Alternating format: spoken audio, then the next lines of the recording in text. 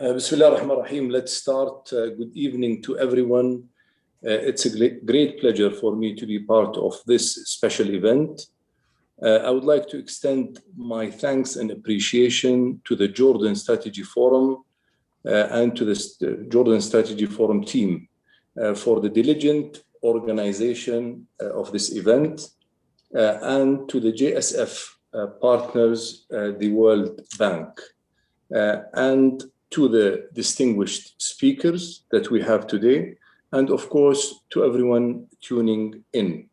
This event is or will be broadcasted live on JSF Facebook and YouTube channels, and you can ask questions either on the Facebook comments or the YouTube channel chat. Our event today will be entitled Social Security Corporation Towards Coverage Expansion and a More Adequate, Equitable, and Sustainable Pension System. This event is part of a series of events to disseminate policy papers prepared by the World Bank. Today, we will be overviewing the challenges and opportunities that Jordanian policymakers could consider when discussing strategy to expand coverage of Social Security, with, of course, adequate, sustainable, and equitable financing mechanism, which is also in line with long-term fiscal sustainability. The Social Security system still faces, as we know, a risk of financial unsustainability. In order for this to work, we need to look beyond short-term measures and quick fixes here and there, and to look more into a long-term strategy to expand coverage, especially that only 53% of the labor force contribute to Social Security. And this is a very low number, or a moderate number, a modest number. Coming from the private sector, we still think that the percentage we pay is still adequately high. It amounts to 21.75%. Lowering it, we believe, will make companies have more liquidity, and this, in these tough and extreme challenging measures, will definitely incentivize the economy. Without further ado, we will start with our first presentation, Ms. Montserrat. Ms. Montserrat Miralles has more than 25 years of experience in the fields of economics, education, and social economic research. Ms. Montserrat is a social protection specialist, currently working in the Social Protection and Jobs MENA unit at the World Bank. She graduated from the Central University of Economics, Political Science, and Sociology of Barcelona, Spain in 1991. Ms. Montserrat, the floor is all yours.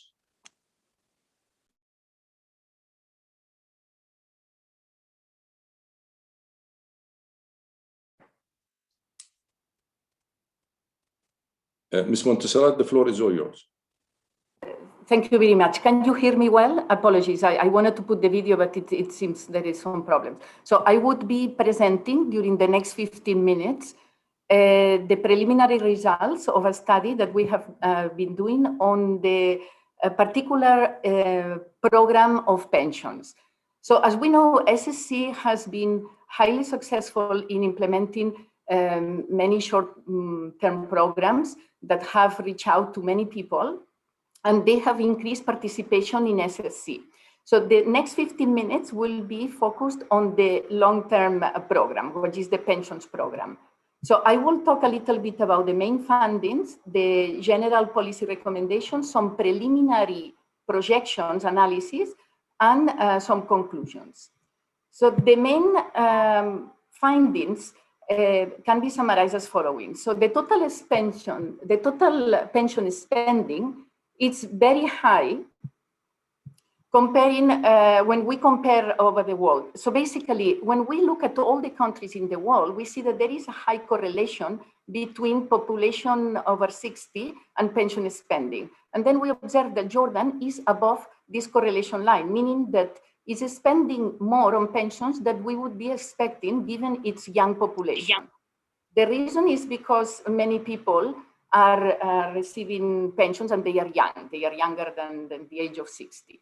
There is also a perception that the pensions program is financially sustainable, but it is not actually. It is in surplus, but it's not sustainable. So today, the contributions from the revenues from contributions is higher than the pension spending.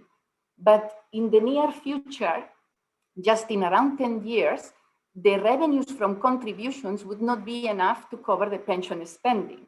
Of course, right now, there is the possibility of accumulating reserves, and this is also important, but when we look at the specifics on the revenues from contributions and the pension spending, it's not sustainable. So today, it's basically also because it's very demographic driven. So this is a pay-as-you-go system, which means that the current contributors are paying for the current beneficiaries. Today, there are more than 1 million people contributing to SSC, but there are only around 240,000 beneficiaries. But in the very near future, these demographics will change considerably. The reason of unsustainability is not demographics, in fact, is the way it is designed. So there is some misalignment of parameters, and we will see a little bit more on this in the next slide. Then there are other social and economic aspects beyond the financial and fiscal ones that would need to be considered as well, particularly the low coverage. When we look at the policy recommendations, the general policy recommendations, it's important to emphasize that Jordan has now a very important window of opportunity to reform further its pensions program. Doesn't mean to need to do it right now, but into the near future to think more strategically and avoid the problems that so many other countries are currently facing. Because many countries, they are already in deficit, the pension system is already in deficit, and they have to make very tough decisions and very painful reforms that Jordan, given its good shape at this moment, it could be a good moment to think more strategically about it instead of passing the burden towards the next generations. So again, this is a very important window of opportunity. When analyzing and assessing the pensions programs, it's important to look at these other aspects, as I mentioned before, not only the fiscal and financial, but the social, meaning the coverage, the adequacy of pensions, and the economic aspects as well, like the incentives and the equity issues as well. So beyond the short-term measures, the long-term strategy, again, it's very important to look at. The expansion of coverage of the informal sector has been extremely difficult all over the world. And it's not easy to do it through the traditional type of mechanisms. So it's important to see what other initiatives and what other type of mechanisms would be able to cover the people that currently are not covered. In Jordan, around 53% of the labor force is actively contributing to SSC, but the rest are not contributing, and it's important to see what type of mechanisms could be protecting the people that are currently not contributing. Then there is, we here present some type of, again, very preliminary projections. And in this particular case, there are 4 base scenarios, meaning reform is not considered here, under different assumptions of coverage expansion. And there is one also, scenario 3, where we assume that there are different type of assumptions regarding the investment returns. When we look at all the baseline scenarios, and we do not consider any reform at all, we see that demographically speaking, of course, it might be a problem into the future, right? Because today, as I said, there are more than 1 million people contributing. There are only 240,000 beneficiaries. So which means that there are more than 5 contributors per each beneficiary. But into the near future, we'll see that it will get to the point that there will be almost more beneficiaries than contributors, because it's a pay-as-you-go. This is very important to look at. When we look at the finances of these same scenarios, we see that even in the case where we are assuming a wide expansion of coverage, that in the case of baseline 4, it will be a deficit later, but it will be. So in the short term, of course, there will be more contributors, there will be more revenues, but in the very long term, it could be even worse than the other scenarios because the spending will be also higher. When we look at the graph on the right-hand side, we see that the difference between what happens when we include the reserves versus when we do not include them, right? So the reserves are important, of course, but they do not solve the problem of sustainability. It simply delays the deficit. So here in this graph, we show when the deficit is reached without reserves, and then when the deficit is reached with reserves, which is basically delaying the deficit. Financial sustainability, it's, as I said before, a problem of design. And since it's a pay-as-you-go defined benefit type of system, it means that the 3 key parameters that are contribution rate, relative pension level, and retirement age need to be aligned. And right now, it's very difficult to find the alignment of these 3. It's very difficult too, because you can choose 2 of these parameters and set these parameters, and the third one needs to be determined endogenously. But then we need to think about the impacts of each other parameter. For instance, if you change contribution rate and you think that you can increase contribution rate because it's financially better for the system, it might be, it's not a right way to do this, because of course, if you increase contribution rate, you might increase also evasion and informality, etc. So it's important to see what type of combination of measures can be more appropriate and to see all the trade-offs as well.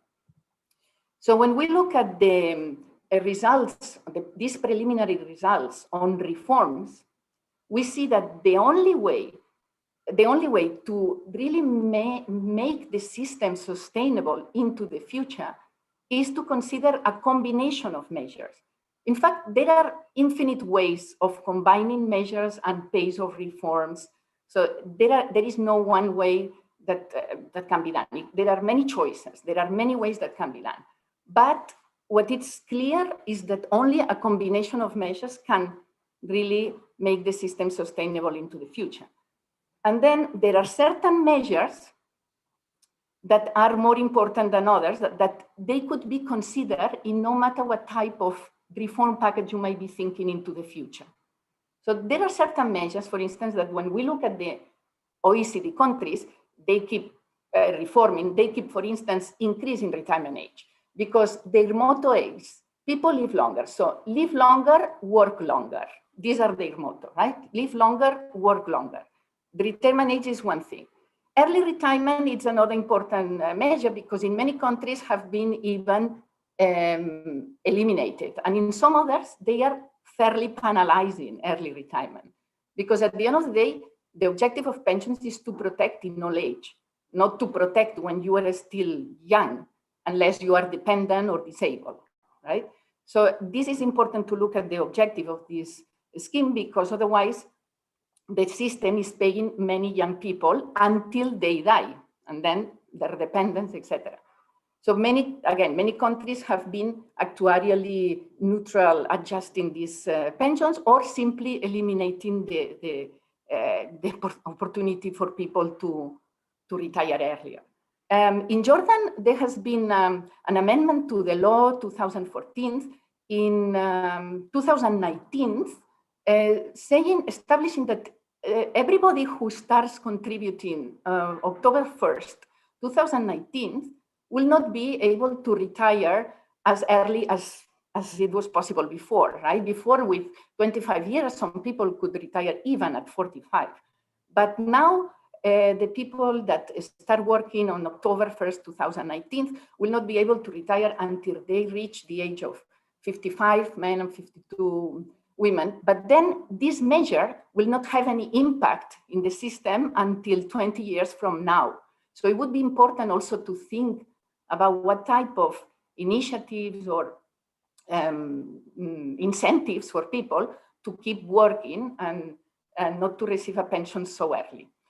Then there are other measures like pension indexation is very important, at least to maintain the purchasing power of the beneficiaries.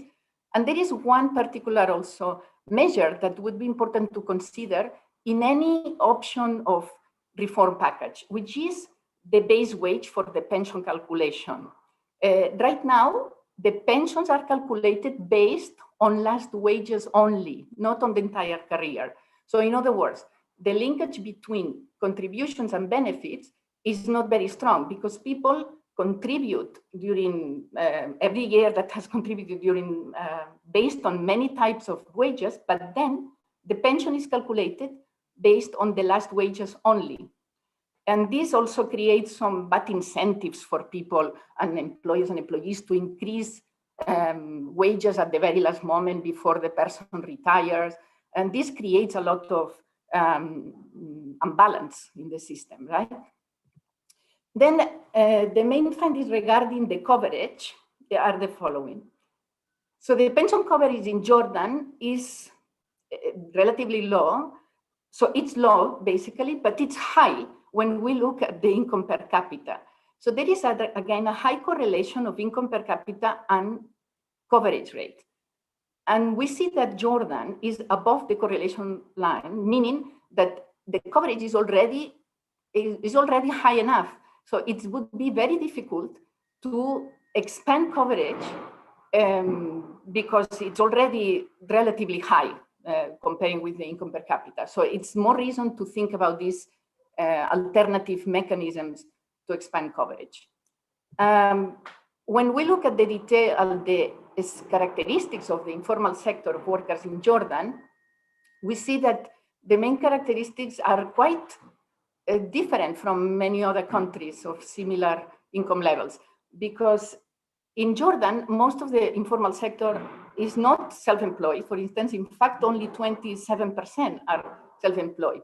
Most of the informal workers are wage employees, and many of them, 73% of them work in established and registered firms. Then half of the informal workers are Jordanians, although informality is much higher among the non-Jordanians. And then most of the informal workers work in micro firms, meaning employees, firms that employ from 1 to 9 employees. The World Bank is working now in an informality study, and it came up with a quite innovative way of, as a statistical cluster methodology, to see who are these informal sector, who are the people that do not contribute these days to SSC, and then to tailor more specific packages in order to be able to cover these people that are not covered now. And one of the main reasons of adding an extra pillar to the traditional system would be to increase the adequacy of pensions and at the same time to allow a better sustainability into the future. So this is important also to look at these innovative new type of mechanisms for the informal sector. And then just a conclusion, again, it's important to take the advantage of this window of opportunity now and to start thinking more strategically about the potential measures that can be applied before arriving to the bigger problem, and to start implementing parametric reforms, but in a very gradual way, and to see which ones could be more feasible and to focus on the ones that are really good practices, no matter what, like for instance, expanding the base wage for the pension calculation with valorization of the wages, of course, from the past. And then the second point is about adding this extra pillar that would allow people to have higher pensions, and at the same time, this extra pillar would allow to cover people that today they are not covered. This will have different characteristics depending on the clusters that we are dealing with. There are people, for instance, in the informal sector that have more savings capacity than others. Others will not have savings capacities, will need some components of subsidies, etc. So there will be a combination of mechanisms, and at the same time, there will be mechanisms that will cover not only the pensions, but also the short-term risks, because this is one of the most important incentives for people to really contribute. And the important thing and the ultimate goal will be to provide more adequate pensions and to protect as many people as possible. Thank you. Thank you so much, Ms. Montserrat, for an excellent overview. The next speaker, of course, at the end of the speakers, will open the Q&A session. Our next speaker is Professor Zafiris Tsanatos. Professor Tsanatos is a senior consultant for strategy and policy based in Jordan. A previous professor and chair of the economics department at the American University of Beirut. He has served as an advisor to managing director of the World Bank and was also manager of social protection in the MENA region. Professor Zafiris has many publications in areas such as development strategy, labor economics, gender, child labor, and other fields. Professor, the floor is all yours. Thank you, Engineer Moussa. Thank you very much for the introduction. And I would like to thank the Jordan Strategy Forum and the World Bank for the invitation. And I'm looking forward to learn more from you than you will learn more from me.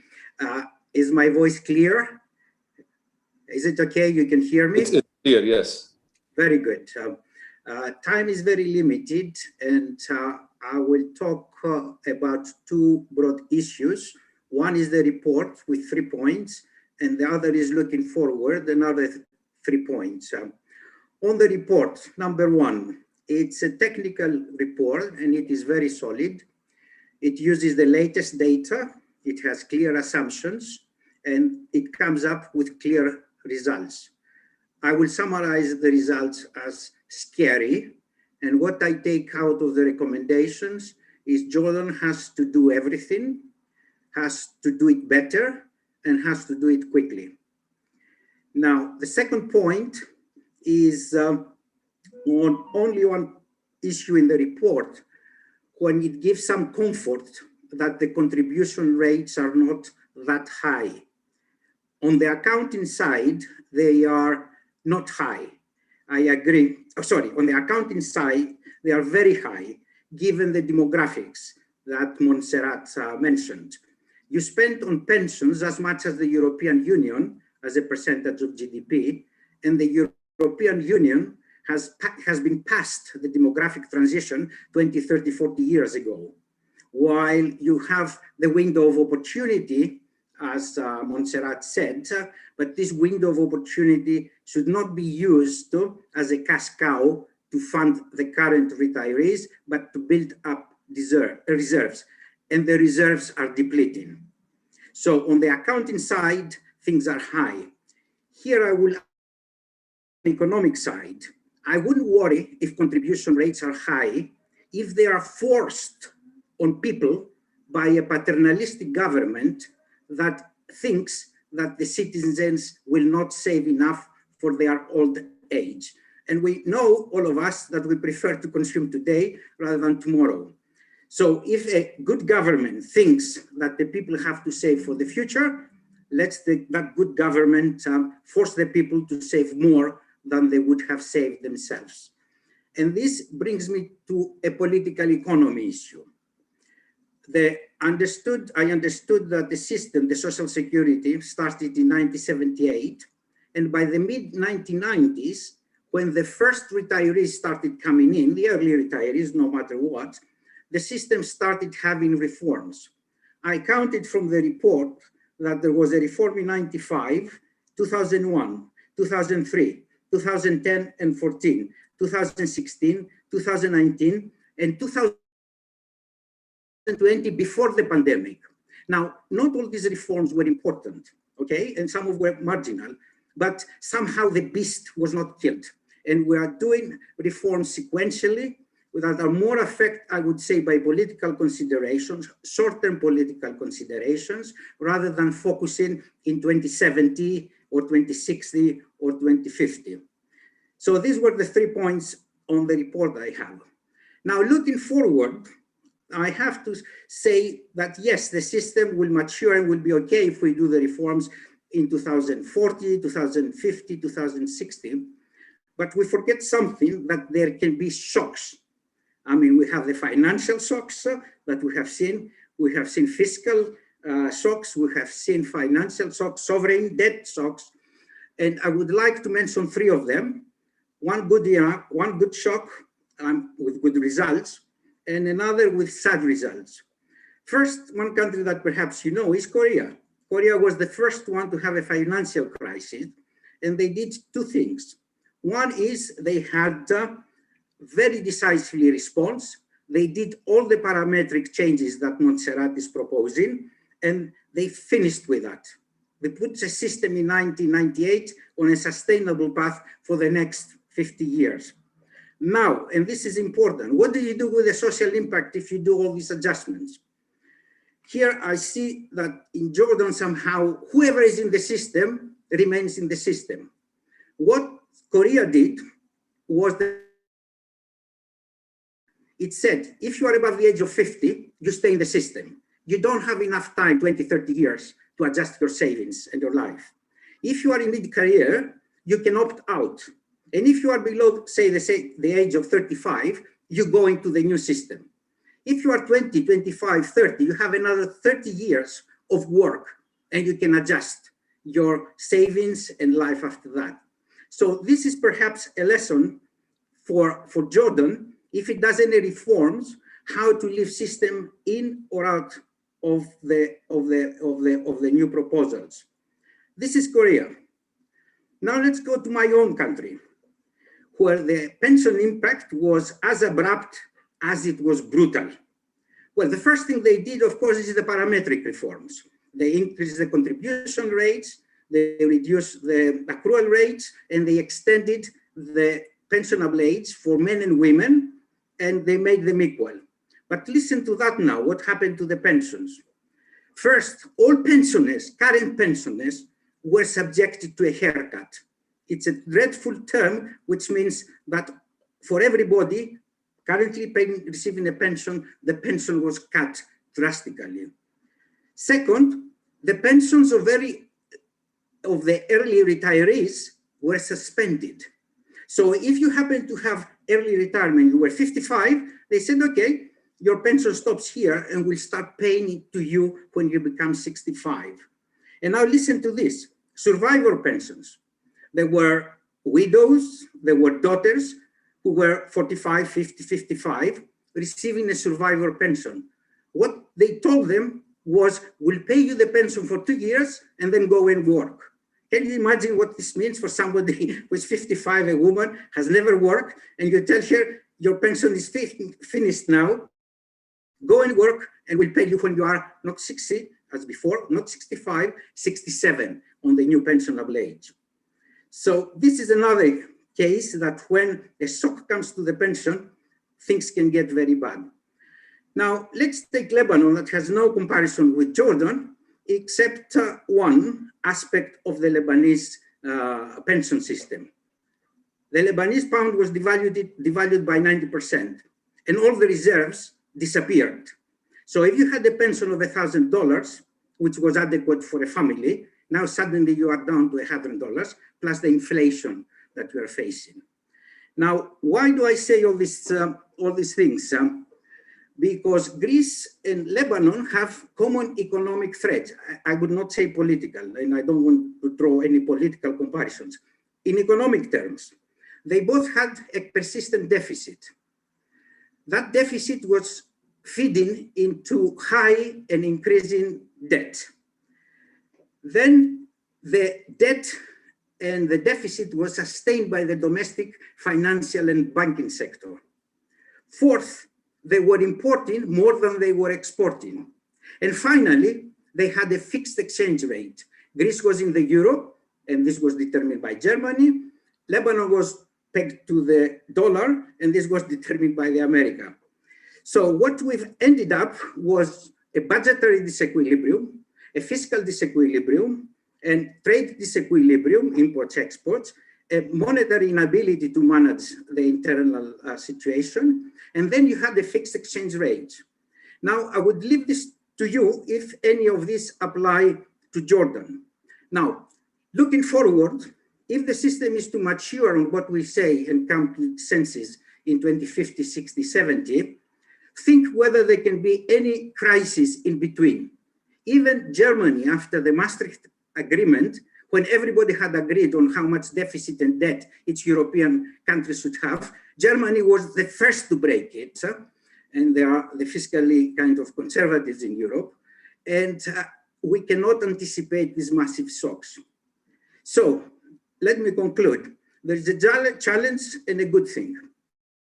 The challenge is that all these simulations should take into account that a shock can come in 2 years, in 3 years, in 5 years, in 10 years. It can be fiscal, it can be financial, it can be exchange rate shock. So do the simulations with the possibility of the shock, and I can assure you that statistically there will be a shock. If not in Jordan, in its trading partners, in the region, in the world, that will affect Jordan. This is the challenge. The good thing is by the time the system will mature in 2070, 2060, 2050, I will not be around to be held accountable for what I told you today. Let me stop here. Thank you, Professor. I think you actually said it quite right, and we totally agree. Basically, to summarize, we need to find innovative measures in order to save the depleting reserves, something that suits the economy, something that suits the challenges or the upcoming challenges and the situation that we have in Jordan. Thank you, Professor. Our next speaker is Dr. Hazem Al-Rahahli, Director General of Social Security Corporation in Jordan. His areas of expertise focus on protection, policies, social security, and fiscal reforms. Dr. Hazem was among the core team that undertook the reform of the Jordan social security system in 2010. Dr. Hazem Al-Rahahli holds a PhD in economics from Darmstadt University of Technology, 2005. Dr. Hazem, the floor is all yours.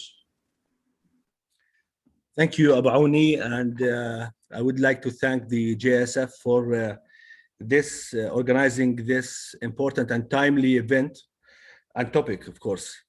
So I will start my intervention from the central message of Montserrat presentation, that is our system, social security system, isn't financially sustainable. And I totally agree on this.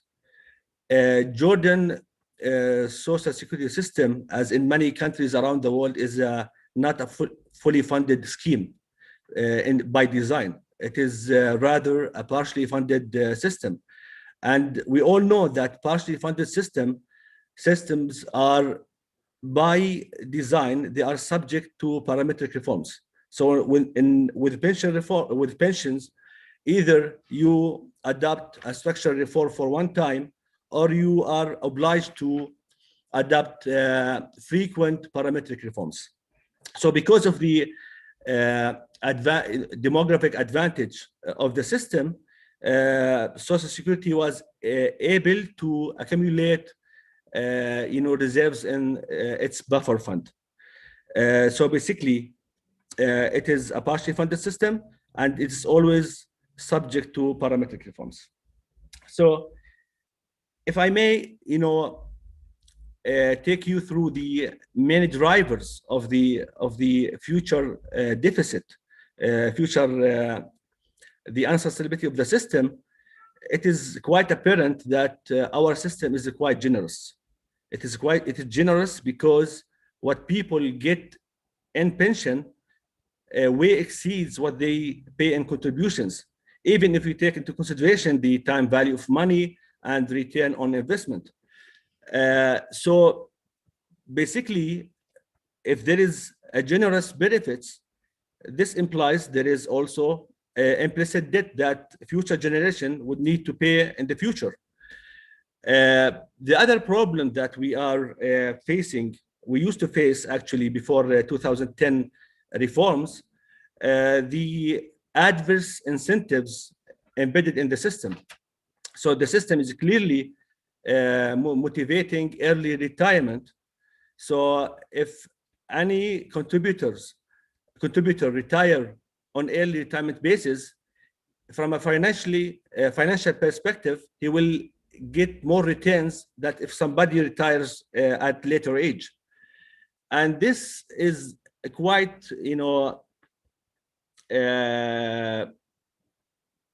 challenge for Social Security. And that's why we always observe that the number of early retirees far exceeds the number of those who retire on normal age of retirement.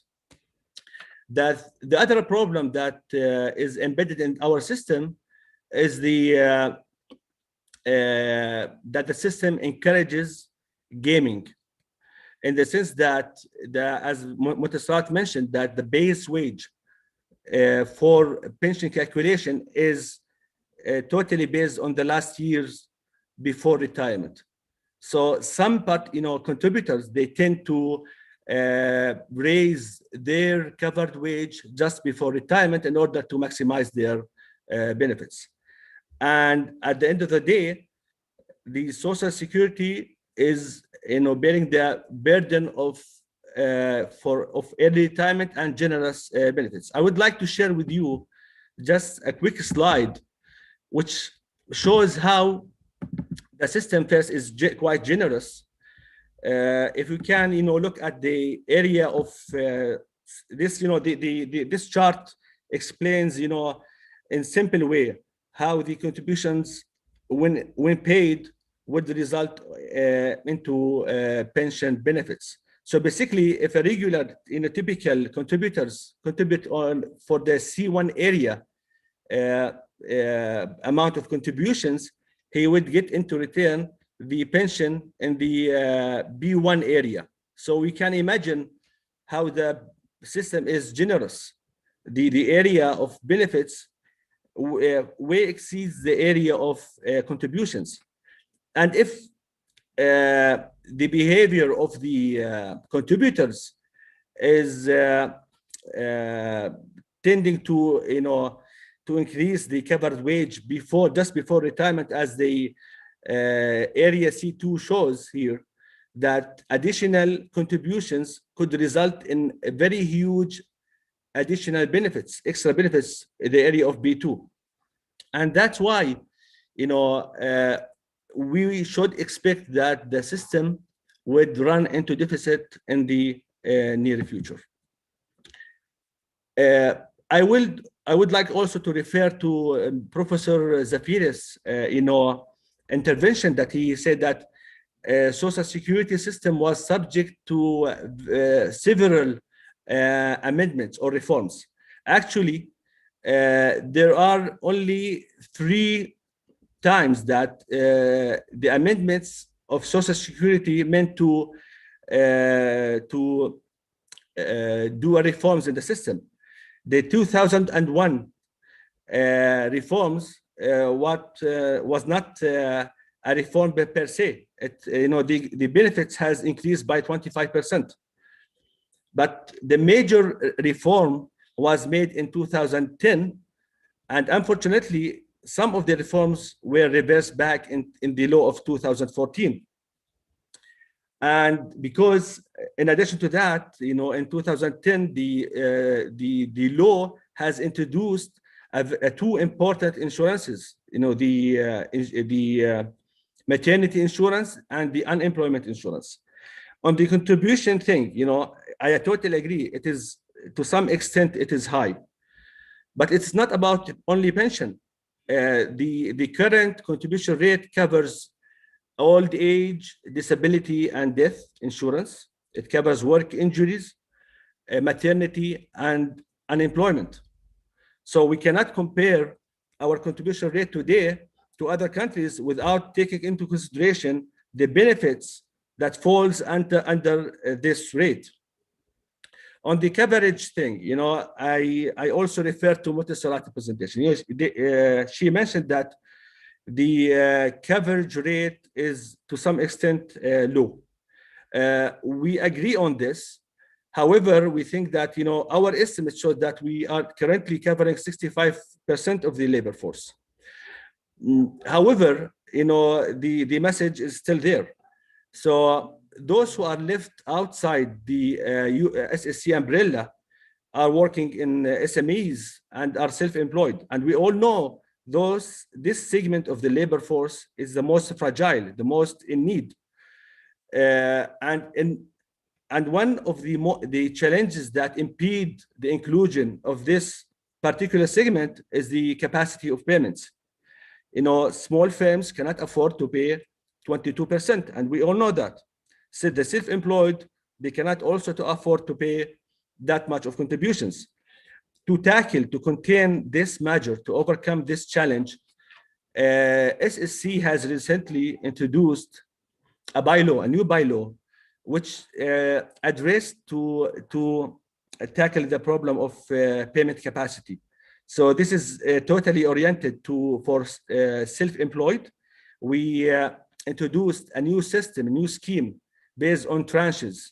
So, and under the arrangements of pro rata concept.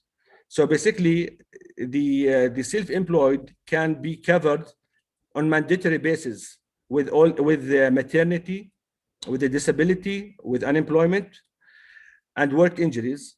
But at the same time, they can, contribute on partially basis with old age. So instead of paying 22%, they can, get enrolled and just pay 8 to 10%. So basically, we are trying to tackle the problem of payment capacity. We are also working with the World Bank on introducing a new complementary scheme, voluntary scheme, with more affordable contribution rate. There is also work with the ILO in covering the self-employed. Inshallah, by May, we will start covering the taxi drivers, tour guides based on the new bylaw, the 4 tranches system. So this is my quick take on this. Thank you for your attention, and myself and my colleagues from SSC will be ready to answer any question that the audience can ask. Thank you. Thank you, Dr. Hazem, for the excellent contribution. Next speaker is His Excellency Samir Murad. Samir Murad is a former Minister of Labor and a former Senator. Currently serves on boards of many profits and non-profit organizations, and is a founder and member of the Jordan Strategy Forum.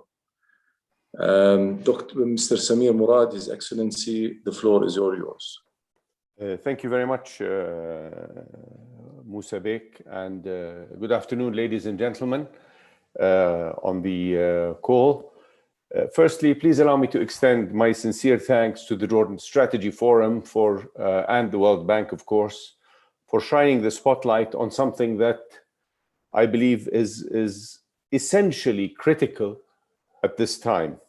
I think I'd like to also thank Dr. Zafiris for the very diplomatic language he used and for the subtle introduction of warning everybody on the call that we should learn from other people's experiences. I'm not going to get into the technical numbers and actuarial studies relevant to the Social Security, but I definitely want to agree in that the current system is unsustainable and simply talking about it is not enough and is not an option. I'd also like to perhaps propose or suggest that we've been working in a reactionary manner over the past few years and reacting to circumstances. And I think the time has come now to call a spade, and to totally acknowledge that we have a serious issue that needs to be rectified. I think I'd like to focus on three words: understanding, perception, and communication.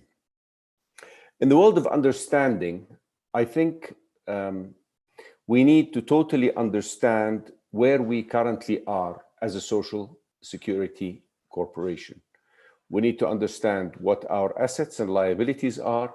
We need to understand what our revenue is. We need to understand what our expenditure is. And we need to impact that into the several decades going forward.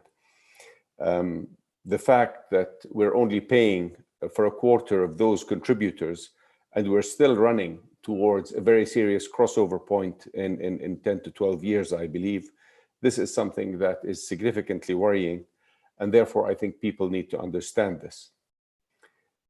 On the subject of understanding and link it into perceptions, I think there's a very big perception here by the contributors that this money is ours. We as contributors have given our money to the Social Security to take care of until we retire.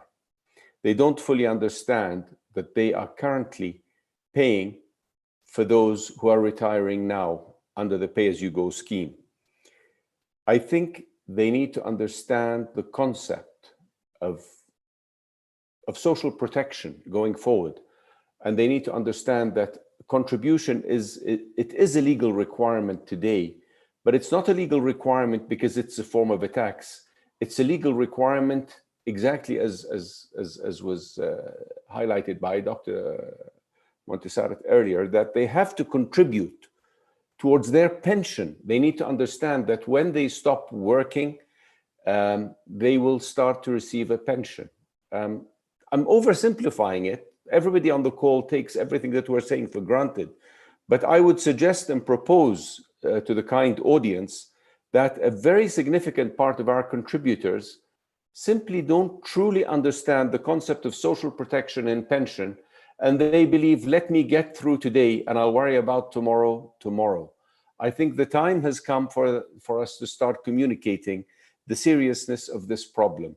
And so this is where these three words come into play. Communication, perception, and understanding have to all linked in to a future plan that is transmitted with full transparency to the stakeholders. Let me define it in terms of where I think we need to be. This tells us exactly where we are now. That's an understanding, and this is a very important document. I think there are two other essential elements we need to look at. Where do we want to be? What is the ideal situation for us to have a fully sustainable, operational, lucrative social protection system that works as we go forward? Once we understand that objective clearly and define it, we then have to plot out a path of how can we get there, considering all the social limitations. Dr. Hazem correctly said that reforms conducted in 2010 were reformed in 2014. This emphasizes the point that I'm talking about. These reforms were done because there were salaries. One of the major reforms that was done was putting the salary cap.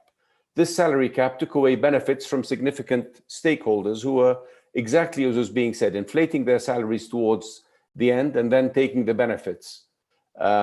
These reforms included putting limitations on how much you could increase your salary per year. But nonetheless, the graph shown clearly indicates that in the latter years of work, people are going through those increases so that they increase their benefit.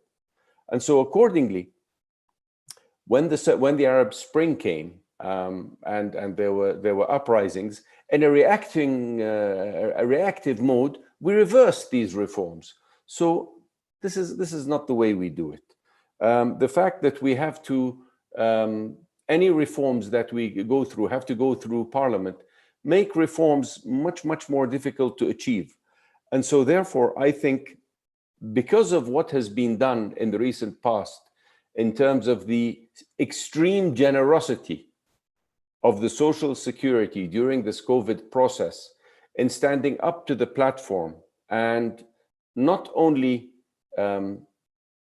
giving back to its current contributors, but giving back to those on the promise that if you become a contributor, we'll give you now on the understanding that you're going to become a contributor in the future. So we're kind of outlaying upfront money. You know, this journey that we used, I personally have my own opinion on it, and this is not the debate floor to discuss it with. But I think this is something that worries me and contributes further towards the unsustainability of the fund. However, this situation to me shows an opportunity where today we can use that generosity that has been used during the COVID crisis to explain the true benefits of a powerful social security and what needs to be done to take that social security forward towards a sustainable manner.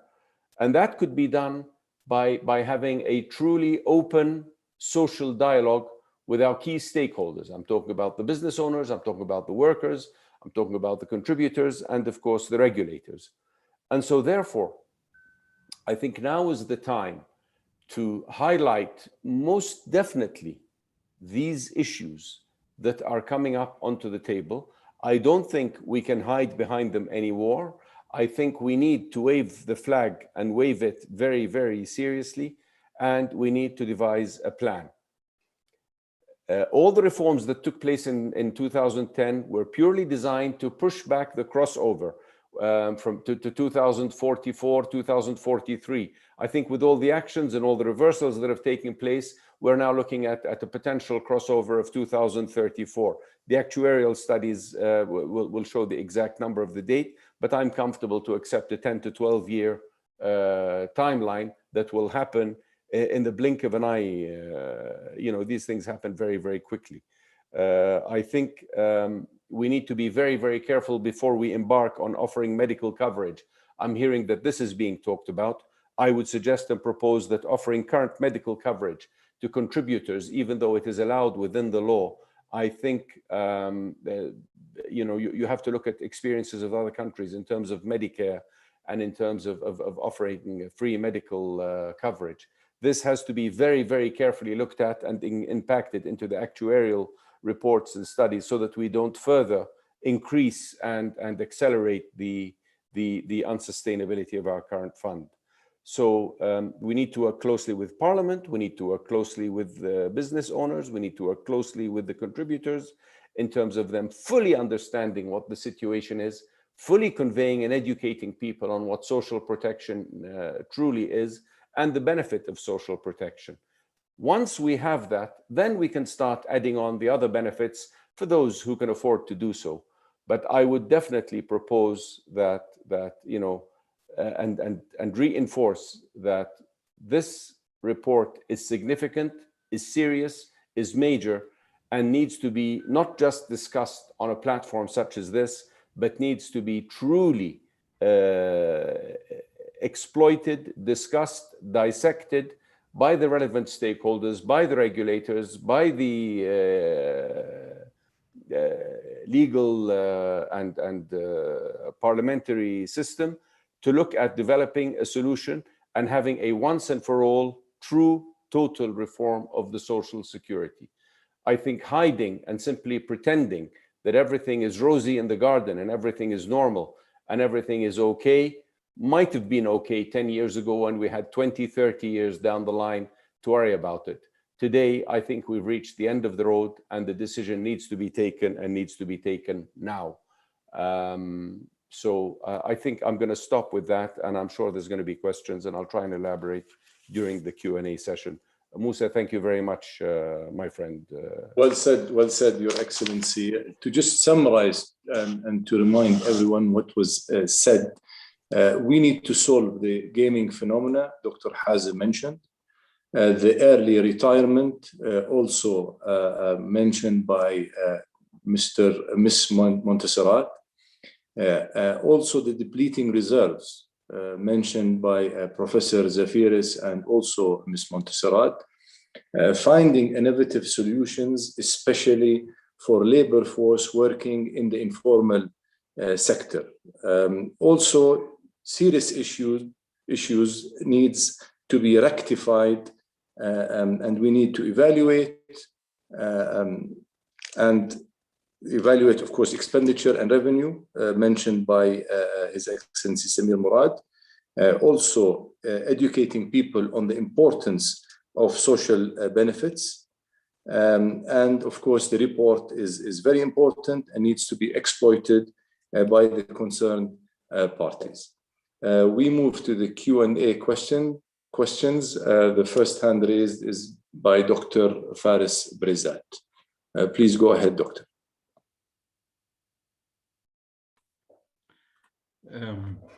Thank you, Abu Aoun, for this. Excellent presentations. My question is basically, do we have a consensus among the speakers on the time when the income that is coming to the Social Security Corporation is no longer enough to pay the benefits?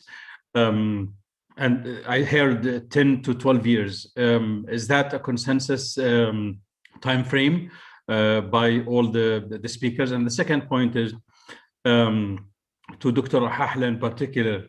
Is there any serious consideration today for the political and social implications if the time frame that is being said is the actual one where the corporation is going to run out of money? Who would like to answer his first question? I'm comfortable to take that if you like. Of course, Your Excellency, go ahead. Your Excellency, Dr. Brizat, thank you very much for your question. I think, yes, I mean, the report is indicative. You know, if it's not 10, 12 years, then it's definitely not more than 15 years. So you know, we're in this time frame. You know, there's no magic there. I think this is the time, is not when everything is depleted. I think this is the time when we get to the crossover point, which is when we start liquidating the assets that have been accumulated. Today, when we hear the Social Security or the Social Security Investment Fund reports, it states that we're sitting at around 11 billion and that everything is growing steadily. Actuarial studies show that it should grow at a certain amount. And what we have is a lot of that comes in from contributions from dividends and yields. And if we look at the 11 billion, approximately 6 billion of it is sitting in government bonds yielding a good, comfortable percentage. Today, we're limited by where we can invest our money. The law allows us to invest outside, but there are restrictions on going international. There are pros and cons on going international. So our hands are very, very tied on what can be done in terms of the assets that we have. And so therefore, one needs to look at clearly innovative solutions. So we won't, you know, the basket won't run dry in 10 to 12 years. But it's when we get to the crossover and when we get to the alarming point. I think we need to keep our eye on contributors versus benefactors, and at the same time, look at very serious reforms within the system. I think once our contributors understand and our stakeholders understand more the concept of Social Security, I think we will be more successful in being able to push through the reforms that I know very well. Dr. Hazim is you know, knows exactly what needs to be done. He just you know, needs to be able to get them through the legislative system. Thank you. Dr. Hazim. Yes, I totally agree with His Excellency Samir Murad. Yes, the break-even point that was mentioned by Montserrat, it's basically the insurance break-even point, in the sense that our current expenditures will start to exceed revenues. So basically, then we will rely on the investment revenues. Then we go through the second break-even point, which is the starting point of reserve depletion. However, the image has not significantly changed from 4 years ago, because the same break-even points were forecasted at that time. And His Excellency, he knows, he was the chairman of the board, and we went through reforms on the Social Security system. So basically, we raised the early retirement age to 55 for the newcomers, and the impact of this reform will start to appear 20 years ahead. So basically, we did adopt the parametric reform on the early, on the retirement age.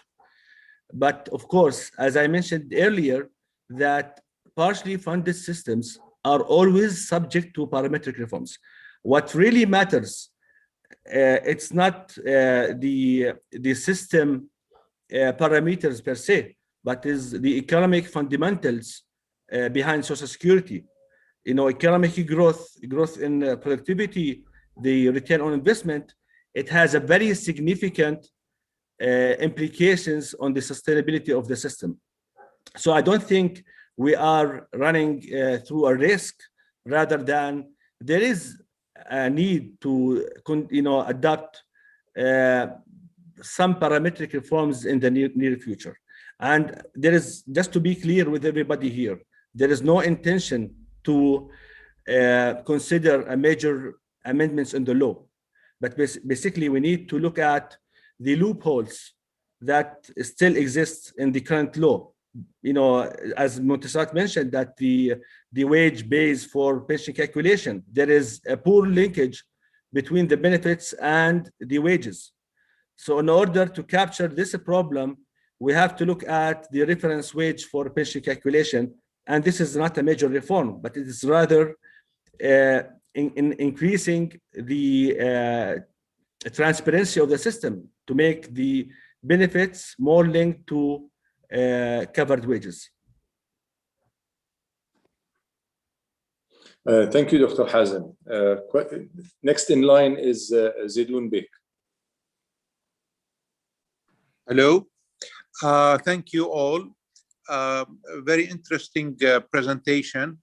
And I would like to really point a question to, I hope I'm saying the name right, Dr. Zevantos. Now, I think our issue is 99.5% of our investments in Jordan is local. It's local investments. So we are really tied with the growth of the economy. So, and now the size of the fund makes around 33% of the entire Jordanian GDP. Therefore, no matter what we do, we will be subject and constrained to the growth of the GDP of Jordan. To add insult to injury, our stock market has been downgraded in 2008 from emerging to frontier. So all our equity is invested in actually frontier market, which is labeled as alternative investments according to the best practices of the pension fund industry. Any investment, even if it's equity, invested in frontier market is considered alternative. It's not considered equity. So I think our real issue and challenge is to invest in developed equity markets, specifically in the S&P 500 and the big indices of the major developed markets, if we truly want to make an impact on the investment and carry the ball forward. I would like to hear his intervention on that, please. Thank you. Professor. Yes, thank you very much. And also the previous speakers and commentators. before I come to you, Mr. Zaidoun, let me say that thank Dr. Hazem for clarifying the dates I mentioned that there have been reforms or changes. And also Minister Murad, that what is perceived has to be right one. And an important thing here is to distinguish between tax-financed payments to the citizens and insurance finance benefits, and I'll come to that for Mr. Zaidoun. We have to distinguish between insurance, which is the Social Security Corporation, and the Ministry of Social Affairs. So we have to separate the two somehow and not try to kill two birds with one stone. Now, coming to the point of Mr. Zaidoun, yes, this is a big risk. This is a big risk, the depletion of the reserves. A fundamental kind of risk is if there is kind of a devaluation. A chronic risk, that is a shock, the devaluation. A chronic risk is the low growth of the economy, and especially if the economy grows less than the interest rate. So, for example, a lot of the loans and liquidity that Jordan gets has higher interest rates than the growth of the economy. This is explosive. So, as Minister Murad said, there are pros and cons investing domestically and investing internationally. I would say this should be taken very seriously into consideration and think of some form of diversification, because reaching this balance in 15 years, it will, on the assumption that nothing will happen in between. And it doesn't have to happen in Jordan. I remember I came to Jordan in 2009 after the financial crisis, and we did an assessment then of the impact of the financial crisis. And there have been other crises in between. So I think that's a very good point and needs to be taken up by the board of the Social Security Corporation. Thank you for your comment. Thank you, Professor. Thank you, Mr. Zaidoun. Next speaker, His Excellency, Dr. Brahim Saif. Please go ahead. Thank you very much, Abu Awni, and let me reiterate and thank you and the collaboration with the World Bank and all the participants, the discussant of this important topic. I'll be very frank with you. Most of the comment that I received on my WhatsApp has been alluded to in the sense how alarming seriously the situation of the Social Security Corporation is. And His Excellency Murad and Hazem and the rest talked about this crossover point, and when really, God forbid that there will be, the Social Security could be running out of financial resources or to meet the growing demand. We all talked about the demographic structure. We all talked about this is now an opportunity maybe to increase the contribution. But I think it's really worth having a continuous debate, because before we get into this meeting, I was talking to His Excellency Samir that there is a kind of a misunderstanding of the real role of the Social Security Corporation in Jordan. This is a solidarity fund, and as Mr. Hazem has mentioned, the director, that this is the partially funded. So it's by definition or by structure, we have something that needs to be fixed. I was part, and I think Mr. Murad as well, part of amending the Social Security Corporation law, and there was a kind of resistance to this within the parliament, within the public at large, simply because people do not understand what is Social Security Corporation is all about. What is the fact that I am saving because I want to spend, I am not going to share my saving today with Mr. Murad for that matter in the future. Although maybe with Mr. Murad, I'll be happy to do that, but that's the concept. The concept is that I am saving for myself. I am not saving because I want to sort of do share to share this in the future, or future sharing with whoever is there. But that's something related, I'm sure, to what is being alluded to as communication. My question is this is a discussion that we are conducting. This is an interesting study that the World Bank is going to publish, and it shows how serious the situation is.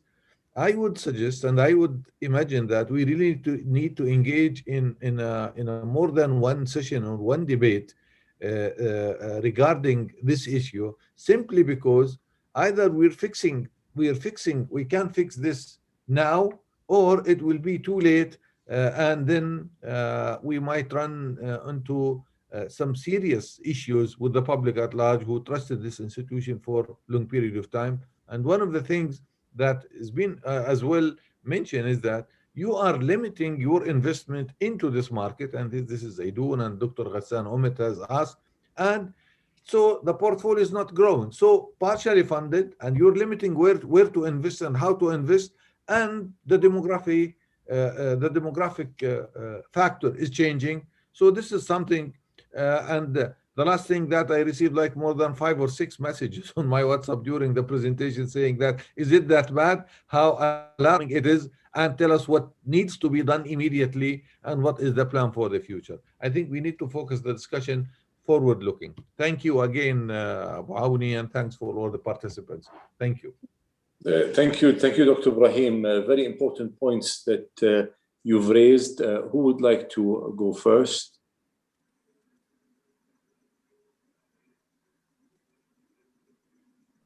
I think Montserrat from the World Bank should maybe Please, handle that. Thank you. Yes, I would like to clarify about the preliminary projections.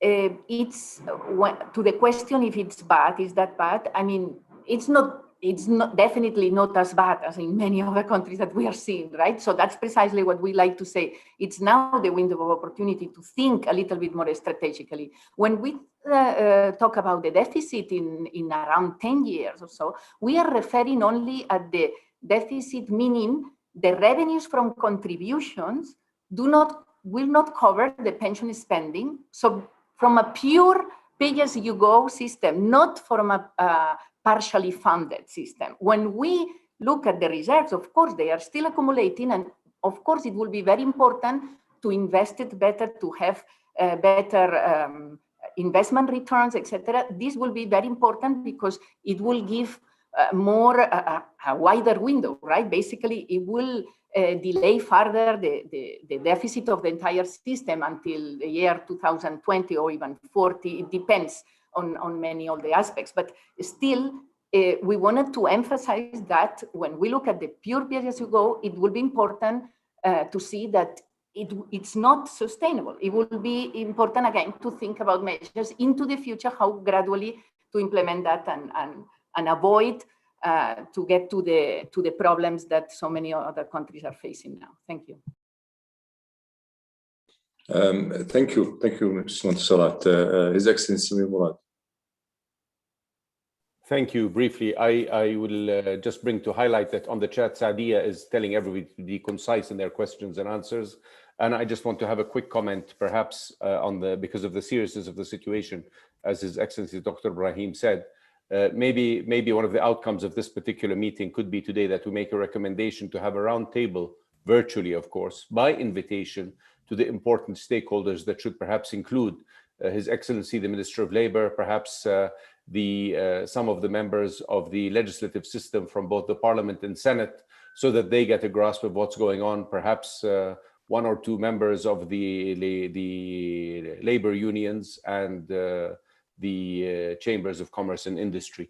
I think let's ring the bell loudly so that everybody can hear it and take it from there. Great suggestion, Mr. Samir. Let's take 2 or 3 questions together, and then we'll disseminate it to speakers for them to answer accordingly. Yazan Fanous. Good evening, everyone. This is Yazan Fanous from JSF. Thank you so much for joining us today. I have very quick questions, a couple of questions just to clarify.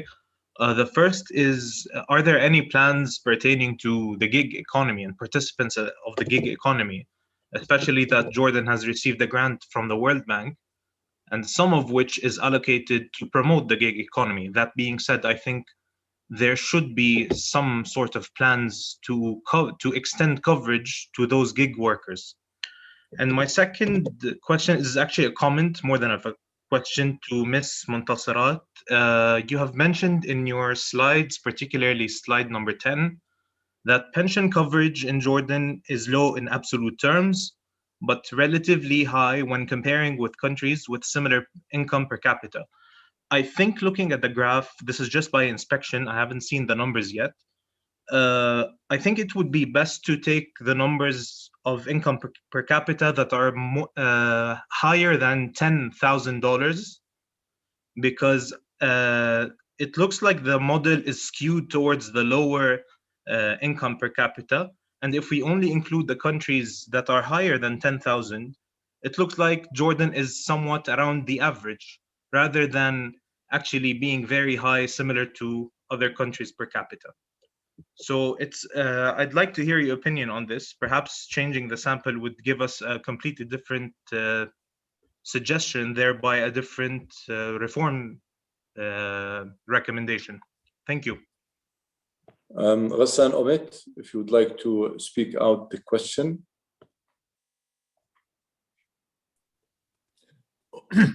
I just actually inquired. Thank you, Mr. Musa, for giving me the opportunity.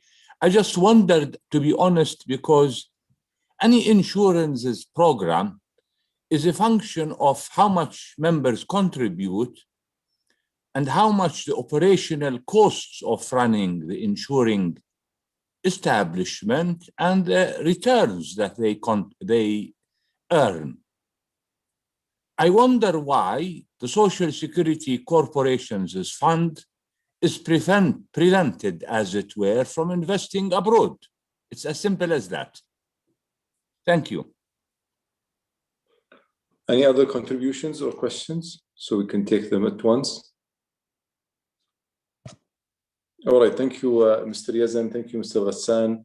Who would like to go first on the gig economy and how come we do not invest abroad? Abu Saeed.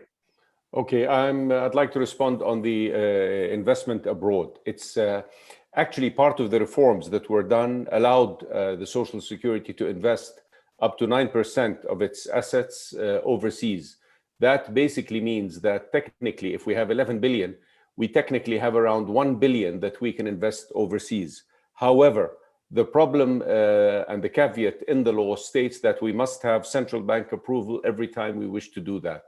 And it has been very difficult to do that because we do not get central bank approval, of course, because we don't want to tap into the foreign currency reserves at the central bank. There is that fear. So I think it's time to talk about these issues. Today we're carrying a currency risk, we're carrying a country risk, and you know, it's not us that would be investing outside. I mean, if we are smart enough, we can invest within other pension funds that are investors out there. There are many platforms and many opportunities, but today the law allows us, we cannot get the approval is the answer to the question. On the gig economy, I yield. That's not my expertise. Professor. Yes, we covered the issue of investment, and I was to come on this very valid point Mr. Farnous mentions, the gig economy. And the report and ourselves are very concerned about the informal sector. I don't want to be cynical, but we discovered the informal sector in 1973, 1974. That was the first publication in development economics that addressed this issue. Now, 50 years down the road, we'll be talking a lot, but as such, we have managed to do very little. Worse than that came the gig economy. And instead of being even on the stable level that we have been in the last 40 years, informality is increasing. That is in the sense of not being able to contribute, not wanting to contribute. And you can take a horse to the water, but you cannot force it to drink. So what is the issue here? Well, even in Europe, 20% of the labor force on average is in the informal sector. And here I will come back to the issue of separating the insurance from the assistance. The social fund, the social security is mainly an insurance kind of mechanism. And there is a lot that the Ministry of Social Affairs can do. And in the specific issue of pensions, now in the last 15 years, it has been the emergence of the so-called social pension. It's a demo grant. That is, you pay it to everybody above the age of 65. And it has been found that even paying very little as a social pension to everybody, and you can differentiate. If you have already a pension, you don't get another one. If you pay it to that pension, that amount, a small amount to households, it means a lot. These households have a house, I mean, they make do, they have food, but a little bit more can take them a long way forward. And there is a twist here, a gender twist that we haven't covered at all, is that most of the old age survivors are women, and women don't spend their money outside the household. So it can be the introduction of a universal pension. It takes very little of GDP, and it is funded for the general taxation.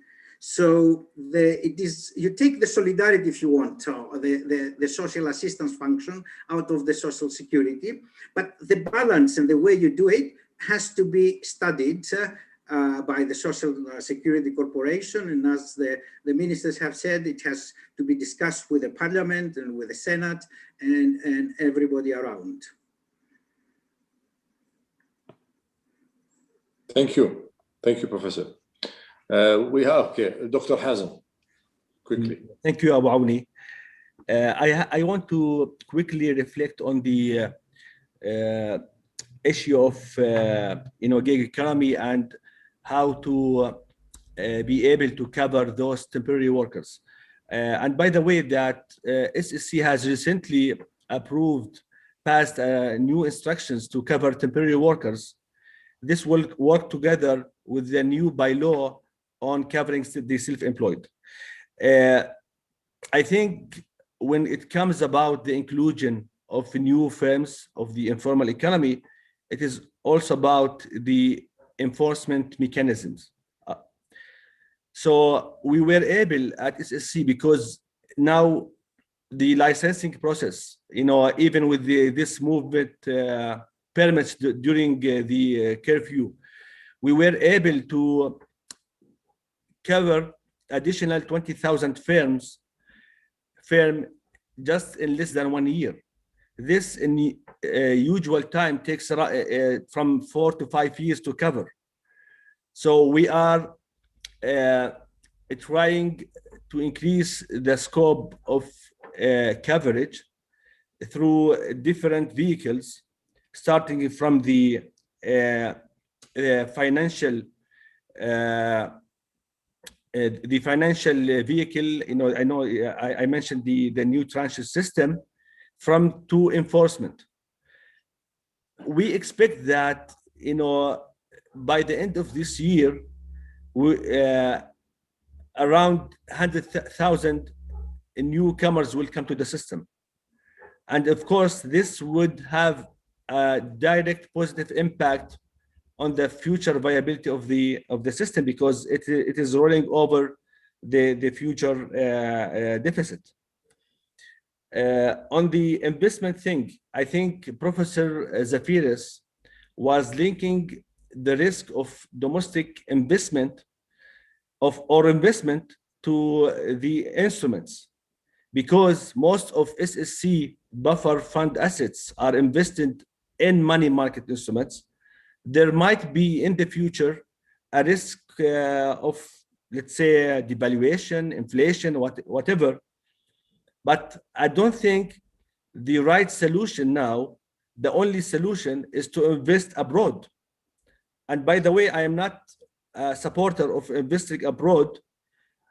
I think the absorption capacity of our domestic economy is quite enough to employ the assets of Social Security.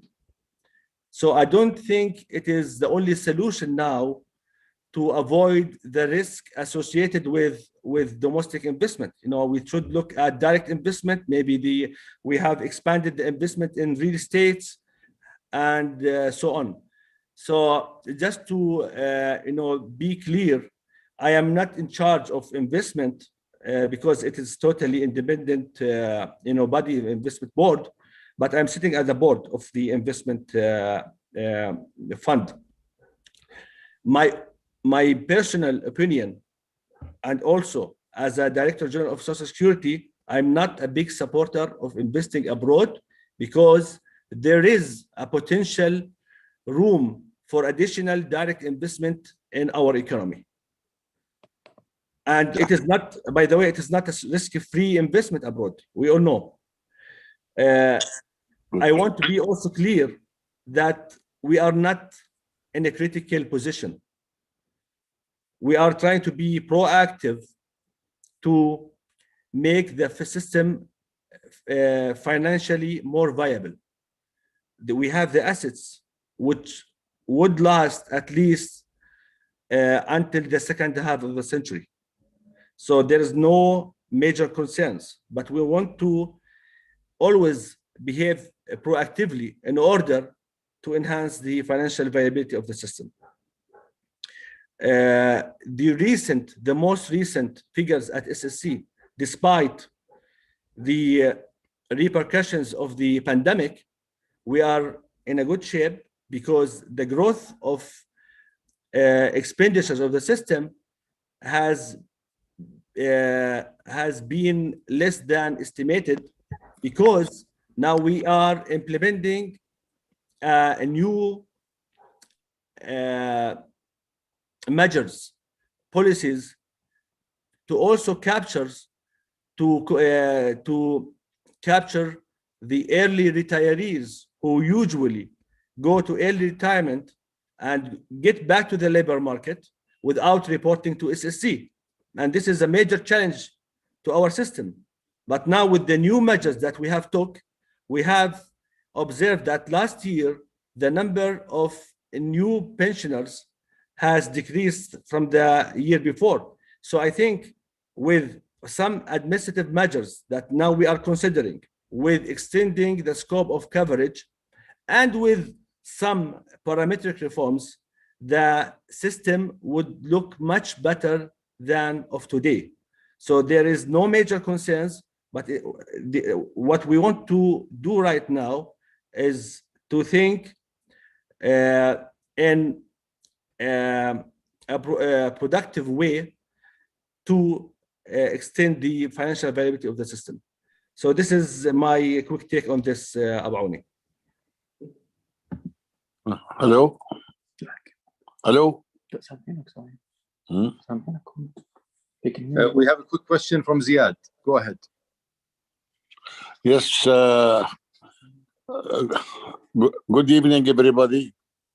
Good evening to you. And I would like to thank the forum for conducting such a discussion on a very, very important subject, which is Social Security. Social Security is an important institution, and the fund of the Social Security is essential for not only development in Jordan, but also for the people and for us. I'm talking about the importance for macroeconomic framework and macroeconomic trends. And I think sustainability of Social Security is essential. And I think the fear about the future is legitimate and should be always the concern of the management of the Social Security. Because any failure in the Social Security would lead not only a negative impact on the Social Security itself, but on the whole economy. And many countries were in trouble when their Social Security system somehow collapsed. However, I do agree that studies should be made all the time, what so-called actuarial studies. I'm not the expert on this, but that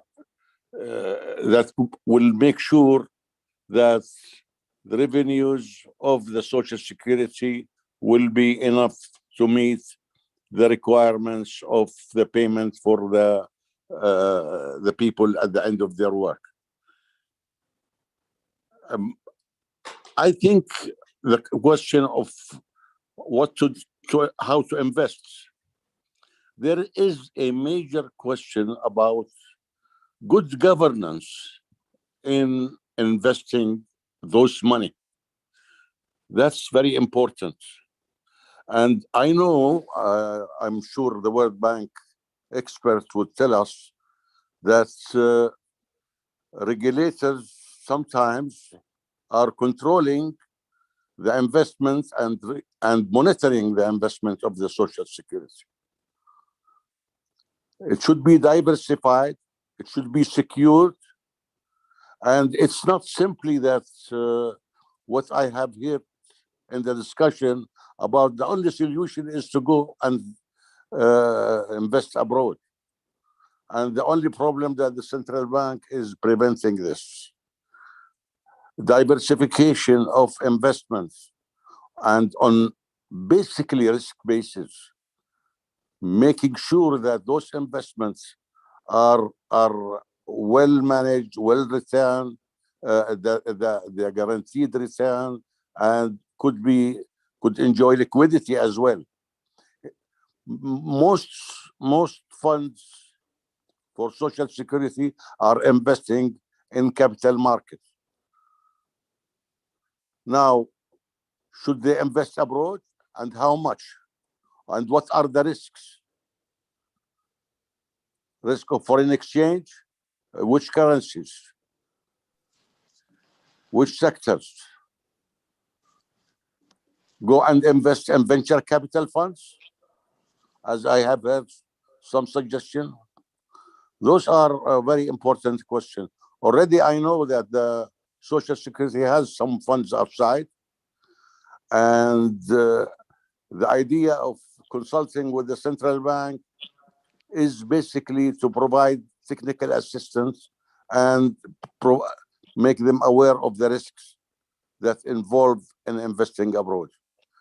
I just wanted to say that I do agree with Hazem on his approach to deal with making sure that the fund will maintain its position, and sustainability of the fund can be made through regular review of the fees and the services provided to the partners.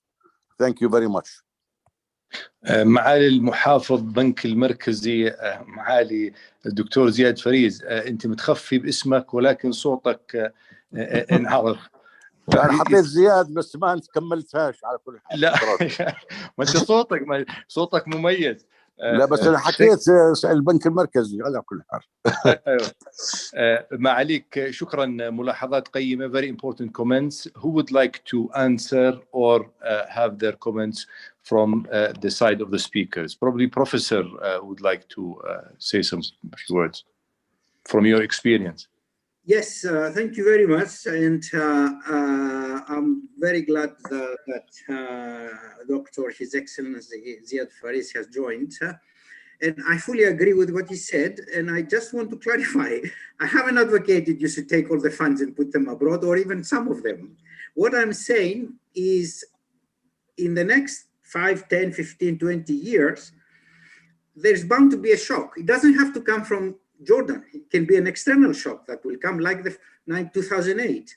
So the Social Security Corporation, with all the good recommendations that Dr. Ziad has proposed, should make sure that there is a firewall between that shock and the fund, the accumulated reserves, because as somebody said, there are 30% of GDP or something like that.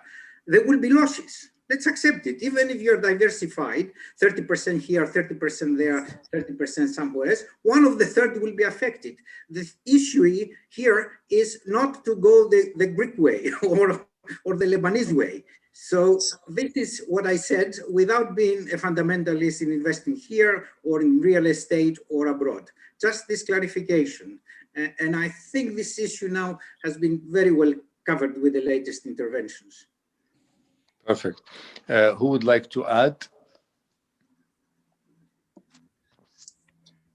I think Auni, we're running out of time. Okay, most comments that come, and we need to probably discuss this further, is the changing of the law of the 9%, because many comments are sending or are commenting that it is very important to diversify, especially in this pandemic. Thank you so much for everyone. Thank you for attending. Thank you for the speakers, distinguished speakers. Dr. Rahim, would you like to end it? Thank you very much for your excellent moderation, patience, and taking all the questions. We received some comments. Definitely, we will be communicating this to both the World Bank and also Dr. Hazem. I really, again, want to reiterate that we're raising probably questions more than we answering questions in what we are doing. But this, I think, also should encourage us to engage in a quiet debate, as suggested by His Excellency Minister Murad, that where to go and how to invest and how to make sure, because this is, I think, and Dr. Ziad eloquently has said it, this is important for the stability of the whole country, not only for the corporation, for the social security. I appreciate your participation. Thank you very much for this. And this is, again, this is just the beginning. We will get the study, we'll translate it into Arabic, and I think we expect us to invite you for another session in Arabic where we can engage all the stakeholders in this. Thank you very much. Thank you all for making this a very special session. Take care. Thank you.